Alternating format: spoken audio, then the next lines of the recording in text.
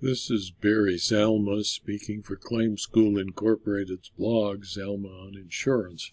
Today we're going to talk about why it is essential when you have a claim that requires litigation to sue promptly or you will lose, and why failure to report, acknowledge, and make claim to your client's insurer is legal malpractice.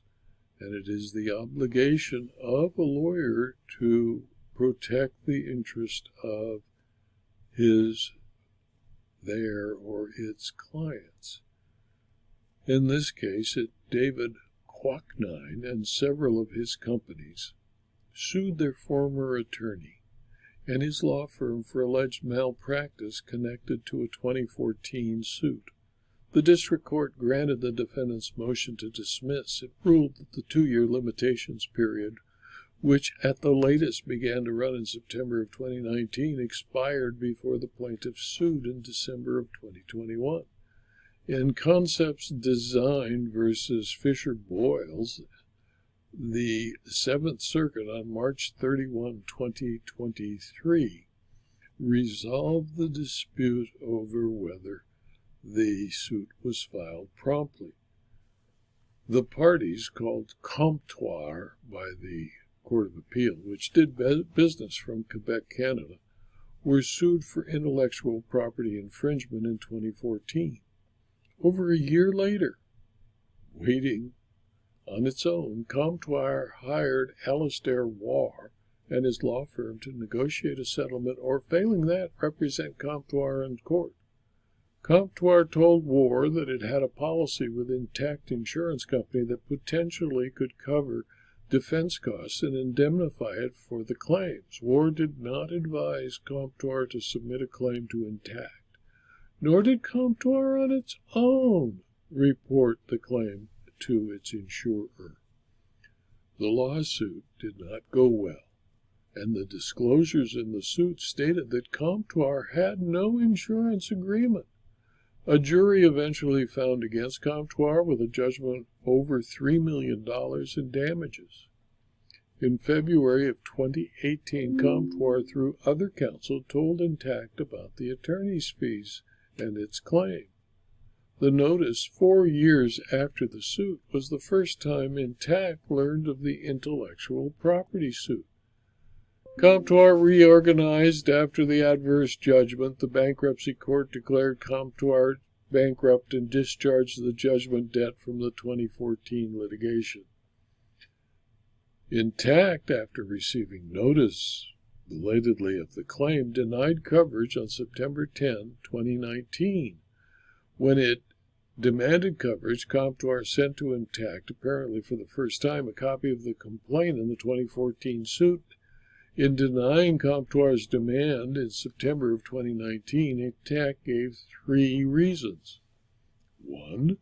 The suit against Comptoir was not covered under the policy. 2. Because Comptoir failed to promptly notify Intact of the 2014 complaint, and to immediately upon receipt thereof deliver to Intact a copy of the complaint, it violated the policy and forfeited its right to and was time-barred from any reimbursement.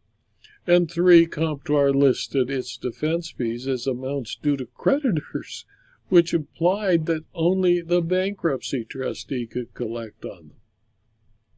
Intact sued to protect itself, seeking a declaration in Cook County Circuit Court that it was not obligated to pay defense fees or indemnify Comptoir. Comptoir made its defense fees claim outside the 3-year statute of limitations applicable under Quebec law. Thus, Comptoir's complaint and subsequent demand for reimbursement of fees was time-barred. Not wishing to give up, on December 17, 2021, refusing to admit its errors and failure to promptly act, Comptoir sued Warr and Fisherbroyles for legal malpractice. The district court granted Warr and Fisherbroyles' motion to dismiss the suit as untimely under Illinois law. Both parties accept that Illinois' 2-year statute of limitations for malpractice suits applies to the case.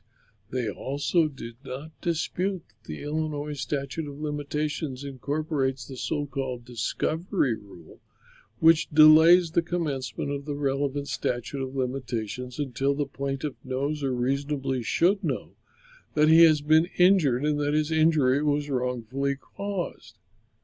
Comptoir's claim is not based on the mishandling of litigation. Rather, its claim arises out of the defendant's alleged failure to advise Comptoir to file a timely claim with its insurer. These damages existed before and regardless of the outcome of the declaratory judgment suit. It is undisputed that one explicit reason for Intact's denial was the Comptoir failed to promptly notify Intact of the complaint and to immediately upon receipt thereof deliver to Intact a copy of the complaint, and that the policy stated that failure to notify meant a forfeiture of rights to compensation. Once a malpractice plaintiff is aware of injury, the plaintiff is not required to wait for a court's judgment certifying that the plaintiff's attorneys erred.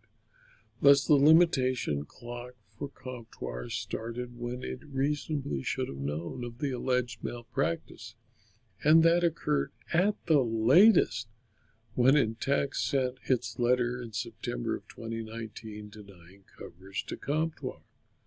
The statute of limitations is an affirmative defense, and Comptoir was not required to anticipate the defense in its complaint. Comptoir accepted that Intact denied coverage in September of 2019, starting the 2-year clock that expired before it sued in December of 2021.